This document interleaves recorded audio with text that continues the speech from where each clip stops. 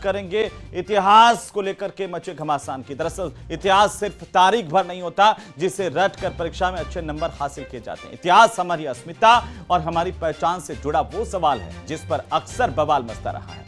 प्रदेश में एनसीईआरटी की 8वीं की किताब पर मची रार अब थमने का नाम नहीं ले रही। रिपोर्ट देखिए।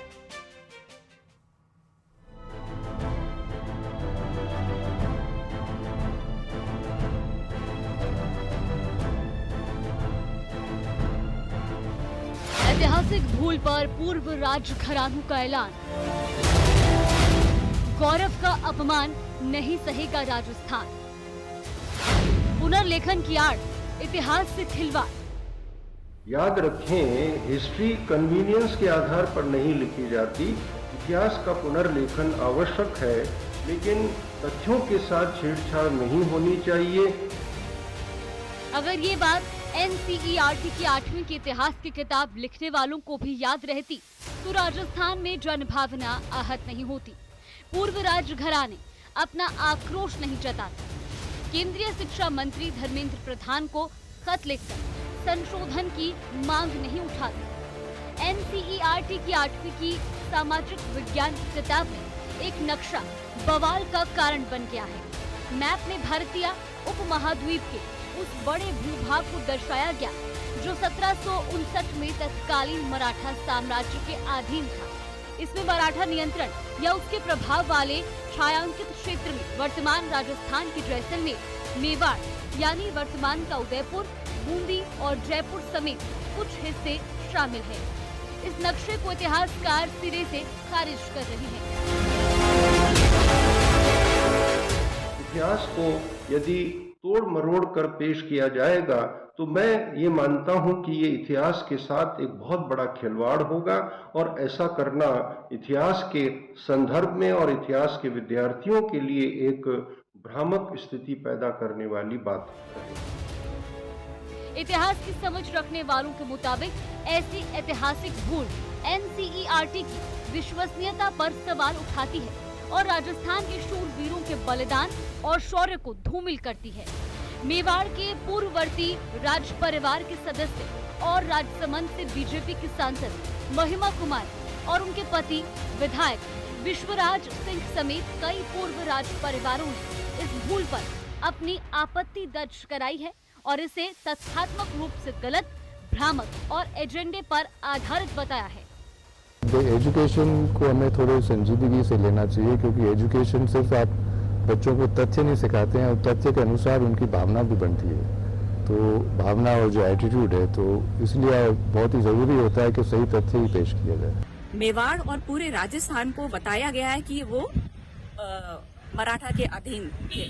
ये बहुत ही गलत इतिहास दर्शाया जा रहा है और बहुत दुख की बात है कि जिस परिवार ने 1500 वर्षों से पूरे हिंदुस्तान के लिए, भारत के लिए लड़ाई लड़ी है, जो भी आक्रांता आए हैं, उस मेवाड़ के लिए ये गलत बात बताई जा रही है। कभी उनको बोलते हैं कि वो लोग मुगलों के अधीन थे, कभी बोलते हैं ब्रिटिशर्स के अधीन थे। तो मेरा यही कहना है कि जो भी इतिहास सही है और उसको बताया जाए। आज़ादी के बाद ज़रूर परिस्थितियां बदली, परंतु उससे पहले पूर्ण रूप से स्वाधीन रहा और बड़े बड़े आक्रांताओं से लड़ाई लड़ी, परंतु आक्रांता सभी आए तो अफगान, तुर्क, पठान ये सब आए। हुमायूं से भी हुई, खिलजी से भी हुई, गौरी से भी हुई। तो हम लोगों ने ये बड़ी लड़ाइयाँ लड़ी और उत्तर भड़कीवाड़ भाटी का जो टाइटल मिला वो इसी वजह से मिला क्योंकि यहाँ की जनता, 36 कौम, महिलाओं ने भी बड़े बलिदान करे।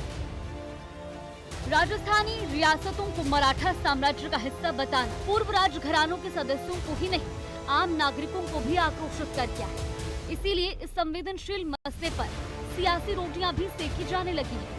उम्मीद के मुताबिक बुक पर मचे बवाल के बहाने कांग्रेस बीजेपी पर हमलावर है। एनसीईआरटी सिलेबस है, उसमें काफी परिवर्तन किए गए हैं। अब वो परिवर्तन इसलिए किए गए हैं कि इनको आरएसएस की भाषा पढ़ाना है, आरएसएस के जो लोग हैं उनका महिमा मंडन करना है और गलत तथ्य पेश करके बच्चों को परोस रहे हैं, जो बहुत ही निंदनीय है। कांग्रेस के आरोपों पर बीजेपी भरपूर पलटवार कर रही है। बीजेपी सांसद नक्शे पर छिड़े विवाद को सुधारने की बात कहते हुए कांग्रेस की रीति और नीति पर सवाल उठा रहे हैं। विषय में स्वयं डोटासरा जी जब शिक्षा मंत्री थे तब उन्होंने ही कहा कि महाराणा प्रताप के बारे में कुछ ऐसी टिप्पणियां की जो राजस्थान की जनता कभी बर्दाश्त नहीं कर सकती। यही वो लोग थे कि हाँ अकबर महान था, यही शिक्षा मंत्री रहते हुए माननीय डोटासरा जी ने कहा था। इसलिए कैडर बेस कौन है, आज अब इतने सालों के बाद आपको पंचायत और पन्ना प्रमुख याद आ रहे हैं। कैडर बेस और मास बेस कौन है, इसके लिए हमें सिखाने की आवश्यकता नहीं है। इस देश की जनता का विश्वास भारतीय जनता पार्टी के प्रति है, नरेंद्र मोदी जी के नेतृत्व के प्रति विश्वास है। इसलिए उनको अपनी पार्टी की सोचना चाहिए कि उनकी पार्टी के लोग ही उनको पीसीसी चीफ मानने को तैयार नहीं। विवाद भारी है, इसीलिए विवाद जारी है। वैसे ये दूसरी बार है जब एनसीईआरटी की किताब पर बवाल हो रहा है। हाल ही में 8वीं की सोशल साइंस की नई किताब में मुगल काल और दिल्ली सल्तनत से जुड़े शासकों के बारे में तीखी शब्दावली पर इतिहासकारों और शिक्षा विशेषज्ञों के बीच मतभेद हुआ था। किताब में बाबर को क्रूर विजेता, अकबर को सहिष्णुता और क्रूरता का मिश्रण और औरंगजेब को मंदिर और गुरुद्वारे तोड़ने वाला शासक बताया गया है। पहले की तुलना में किताब की भाषा तीखी और आलोचनात्मक मानी जा रही है, इसीलिए काफी लोगों ने इसे एक तरफा बताया था। Bureau report, news 18 Rajasthan.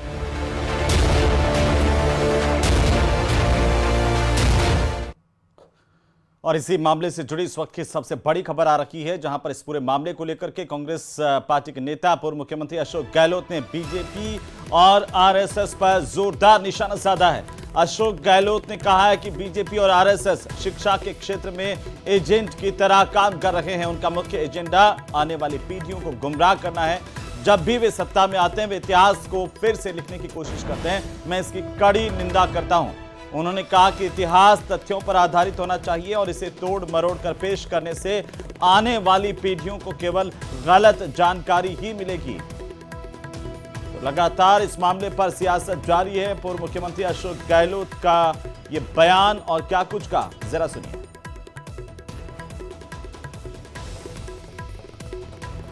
मुख्य एजेंडा देश के अंदर यही है, शिक्षा के क्षेत्र में जो पाठ्यक्रम हो चाहे इतिहास हो, और चाहे वो किसी प्रकार का पाठ्यक्रम के अलावा तोड़ मोड़ करना हो, इनका भाषण बनाना हो,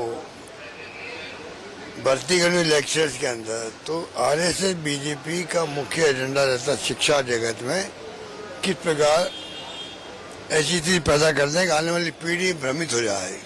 इनका एजेंडा है। ये कुछ भी कह सकते हैं, जो आप बता रहे हैं मुझे, ये कुछ भी लिख सकते हैं, कुछ भी पाठ्यक्रम में हेर-फेर कर सकते हैं। इनकी फितरत के अंदर ये बात है। तो वहीं यूडीएच मंत्री जाबर सिंह खर्रा का बड़ा बयान आया है। इस वक्त की सबसे बड़ी खबर हम आपको बता दें। जाबर सिंह खर्रा ने कहा कि दिसंबर 2025 में निकाय चुनाव की तैयारी है।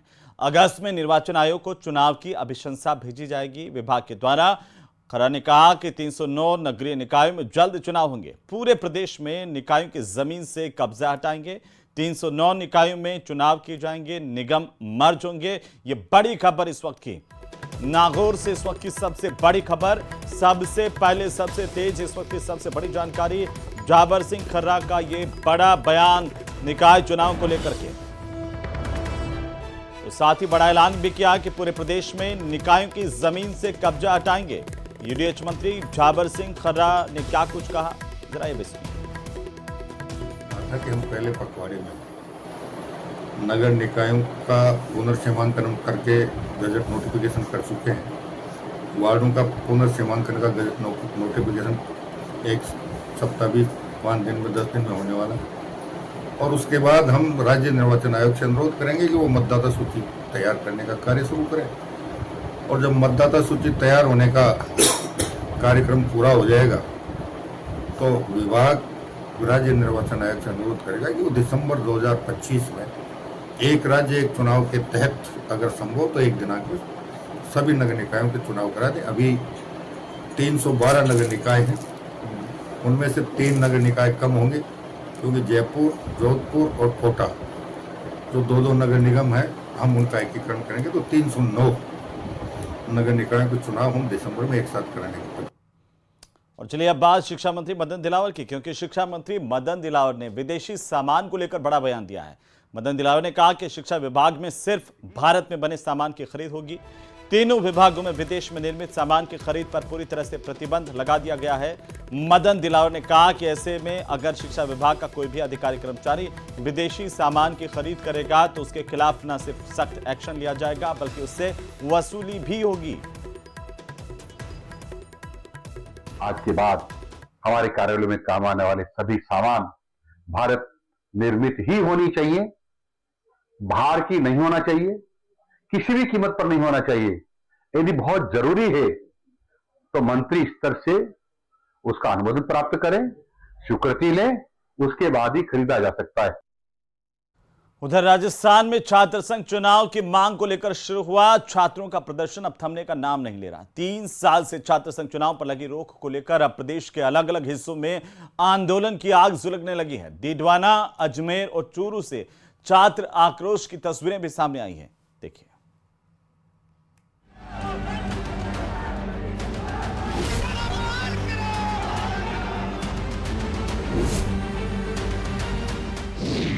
छात्र संघ चुनाव को लेकर उबाल। प्रदेश के कॉलेजों में गूंजा विरोध का सुर। छात्रों की बस एक ही मांग, छात्र संघ चुनाव कराओ सरकार।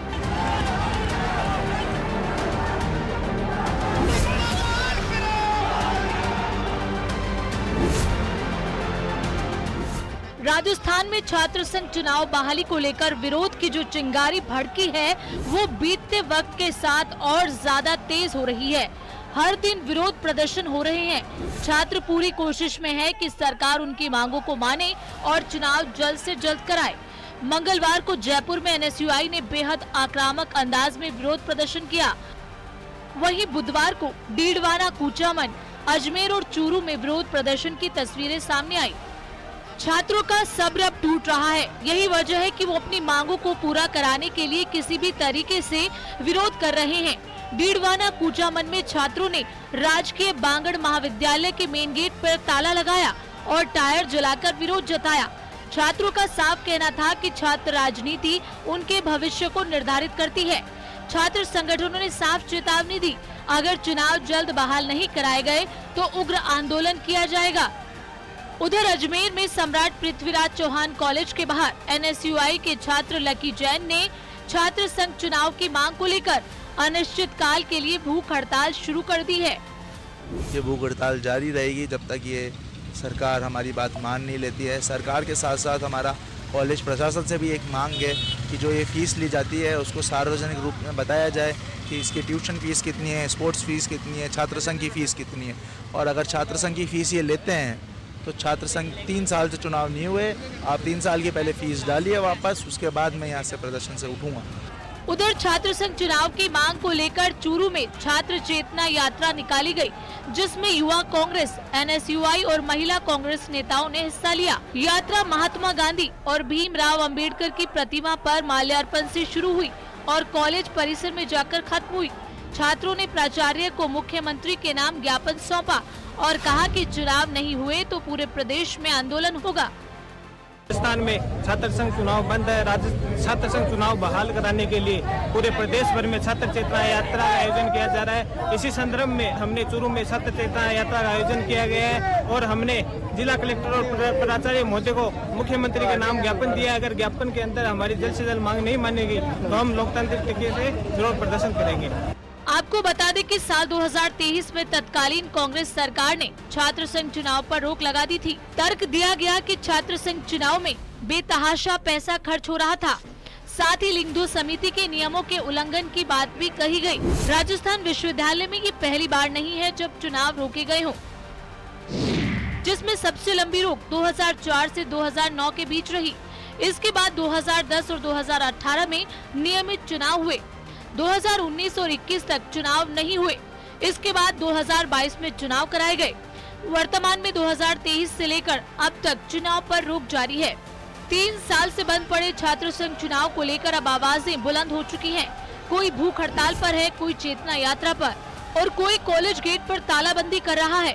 सवाल यही कि क्या सरकार युवाओं की लोकतांत्रिक मांग पर कोई जवाब देगी? Bureau report, news 18 Rajasthan.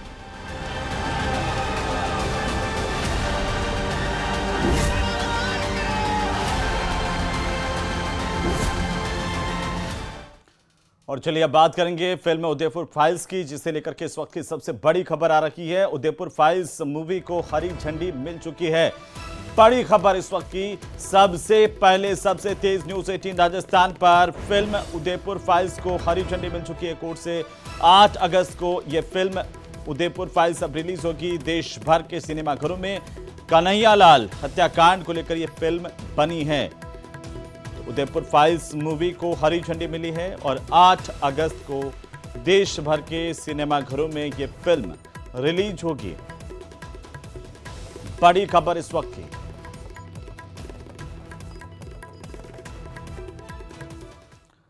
उधर हरियाणा बीजेपी प्रभारी और राजस्थान के पूर्व प्रदेश अध्यक्ष सतीश पूनिया आज बुधवार को डूंगरपुर के दौरे पर है। इस दौरान उन्होंने कांग्रेस पार्टी पर जमकर निशाना साधा और कहा कि वोट बैंक की राजनीति ने कांग्रेस को नकार दिया। 1885 की कांग्रेस अभी सत्ता नहीं पहचान के लिए भी मोहताज है। सतीश पूनिया ने कांग्रेस नेता राहुल गांधी और कांग्रेस की ओर से इलेक्शन कमीशन पर लगाए जा रहे आरोपों पर पलटवार करते हुए कहा कि खिसियानी बिल्ली खंबा नोचे, यह कहावत पूरी तरह कांग्रेस के लिए चरितार्थ हो रही है। उन्होंने कांग्रेस पर निशाना साधा, कहा कि राहुल गांधी की कांग्रेस ने समय के हिसाब से अपने आप को बदला नहीं, वोट बैंक की राजनीति की, इसीलिए पूरे देश ने इन्हें नकार दिया।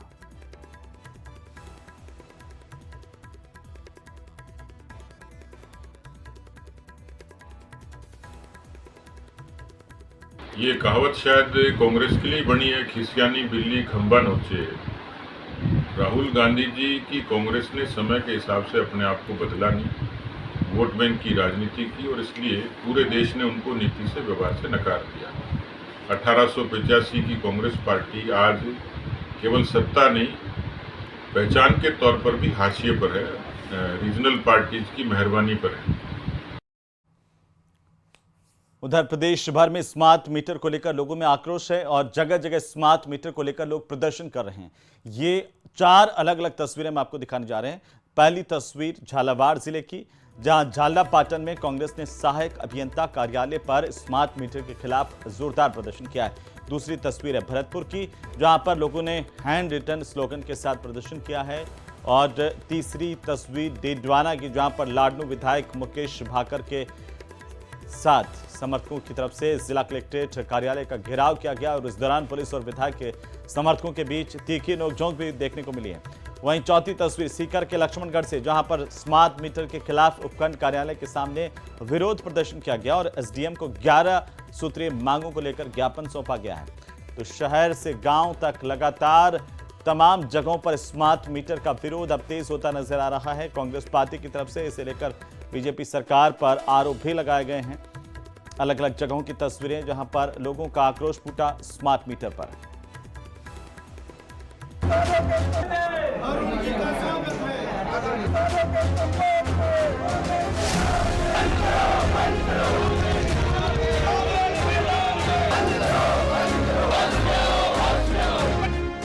क्या स्मार्ट मीटर हैं जनता के लिए स्मार्ट?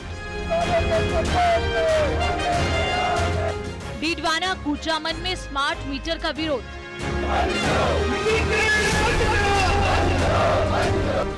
झालावाड़ में भी कांग्रेस का हल्ला बोल।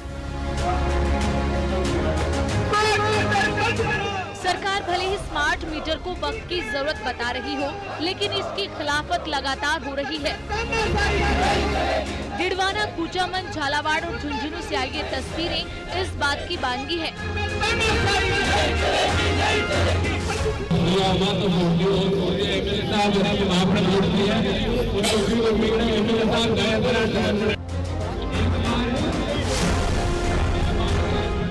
ये तस्वीर है डीडवाना कूचामन की, जहां स्मार्ट मीटर का विरोध देखने को मिला, जहां लाडनू विधायक मुकेश भाकर ने अपने सैकड़ों समर्थकों के साथ कलेक्ट्रेट कार्यालय का घेराव किया, साथ ही जमकर नारेबाजी की। इस दौरान पुलिस कार्यकर्ताओं को समझाते नजर आई।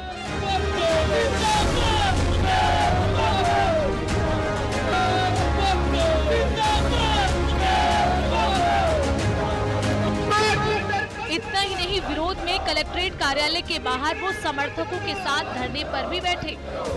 स्मार्ट मीटर के नाम पर जो ठगी हो रही है, 14,000 करोड़ रुपए की योजना लाई है और जिसकी जरूरत मुझे लगता है अभी राजस्थान में नहीं है। टाइम पे इनके पास कोयला नहीं है, बिजली की सप्लाई ये कर नहीं पा रहे, किसानों को VCR के नाम पर ये लूट रहे हैं, फ्री योजनाएं थी वो बंद कर दी।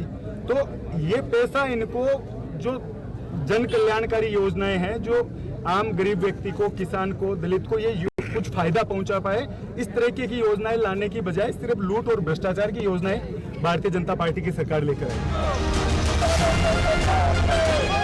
ये दूसरी तस्वीर है झालावाड़ की, जहां झालरापाटन तहसील कार्यालय पर कांग्रेस ने प्रदर्शन किया। कांग्रेस ने भारी संख्या में लोगों के साथ मिलकर विरोध जताया। हाथों में पार्टी का झंडा लिए कांग्रेस कार्यकर्ता तहसील कार्यालय पहुंचे और तहसीलदार को ज्ञापन सौंपा और स्मार्ट मीटर न लगाने की मांग की।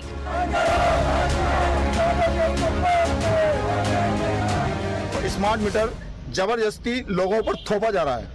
अगर कोई बदला, जिसका मीटर अच्छा चल रहा है उसके बावजूद उससे उसको डरा धमका के उसका मीटर बदलाया जा रहा है और इतना बिल आ रहा है कि लोग अपना घर चलाएं या बिल जमा करें। हम कांग्रेस चाहती है कि इस मीटर को रोक लगाई जाए, ये मीटर नहीं लगाए जाए। दूसरा, उचित मुआवजा किसानों का दिया जाए।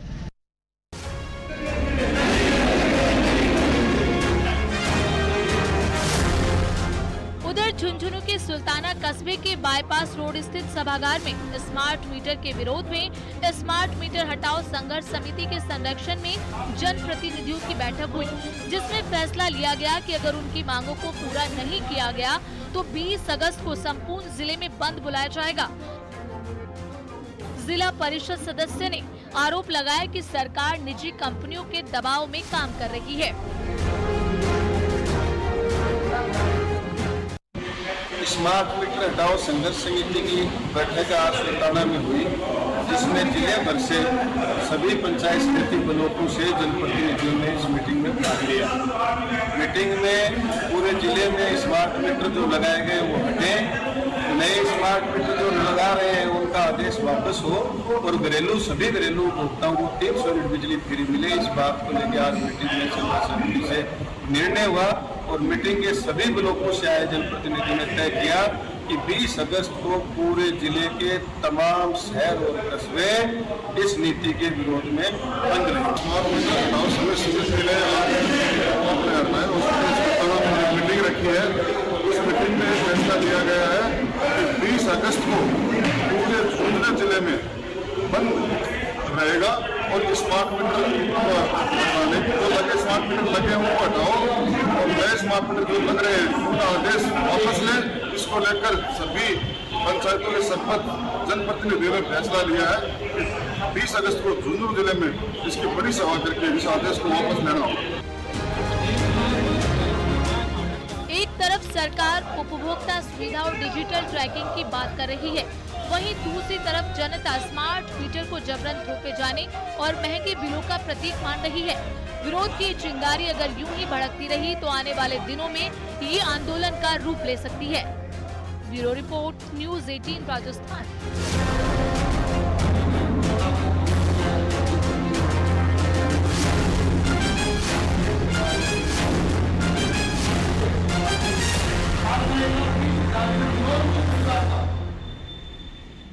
तो खबरें